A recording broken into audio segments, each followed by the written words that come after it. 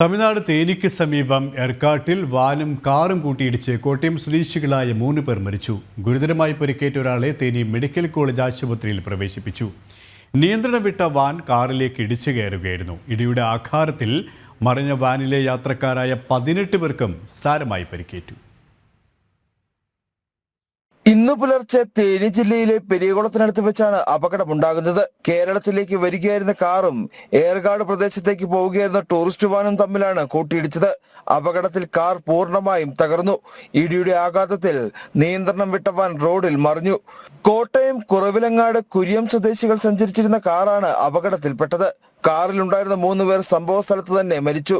Koyikkal Jaison Thomas, Kanjirathinkal Sonimon KJ, Ambalathinkal Joby Thomas എന്നിവരാണ് മരിച്ചത്. കാറിലുണ്ടായിരുന്ന Shaji PD എന്നയാളെ ഗുരുതരമായ പരിക്കുകളോടെ തേനി മെഡിക്കൽ കോളേജ് ആശുപത്രിയിൽ പ്രവേശിപ്പിച്ചിരിക്കുകയാണ്. അപകടത്തിൽപ്പെട്ട ടൂറിസ്റ്റ് വാനിലുണ്ടായിരുന്ന 18 പേർക്ക് സാരമായ പരിക്കേറ്റിട്ടുണ്ട്. അപകടമുണ്ടാകാനുണ്ടായ കാരണം എന്ത് എന്നടക്കമുള്ള കാര്യങ്ങൾ പോലീസ് പരിശോധിച്ചു വരികയാണ്.